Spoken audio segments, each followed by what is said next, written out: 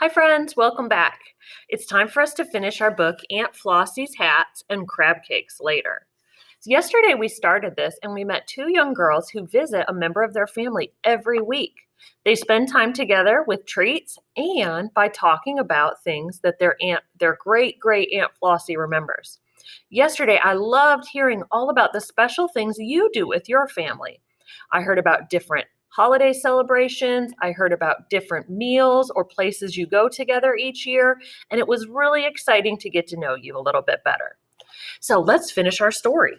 Remember, we saw that they looked at each hat from the box, and Aunt Flossie remembered when she was wearing that hat.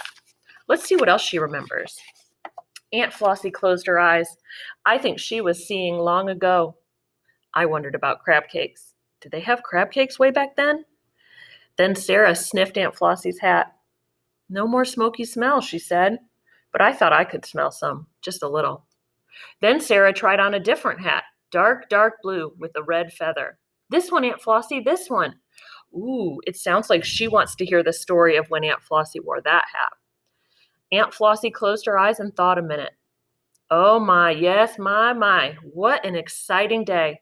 We waited, Sarah and I. What happened, Aunt Flossie? I asked. I wonder what she remembers about wearing that hat. Big parade in Baltimore. Ooh, a parade, said Sarah. We love parades. I made that hat, Aunt Flossie said, to wear to watch that big parade. Buglers bugling, drummers drumming, flags flying everywhere. The boys, soldiers, back from France, marching up Charles Street proud. Everyone cheering, everyone shouting. The Great War was over. The Great War was over. Wow, Aunt Flossie is sharing a lot of memories from times she had way before these two little girls were born. Let's have a parade, I said. Sarah put on a dark blue hat. I found the red one with a furry pom-pom. We marched around Aunt Flossie's house. March with us, Aunt Flossie, I called. But she was closing her eyes. She was seeing long ago. Maybe she's dreaming about crab cakes, Sarah said. So when Aunt Flossie looks at these hats, it really takes her back in time. She's thinking about all different times in her life. Then we looked in a very special box. Look, Aunt Flossie, here's your special hat. It was the big straw hat with the pink and yellow flowers and green velvet ribbon.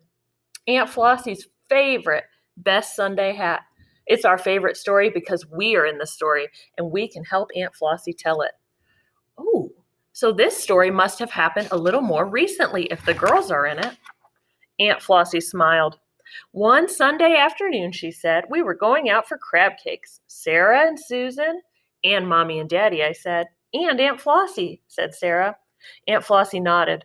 We were walking by the water and the wind came. Can you tell what happened?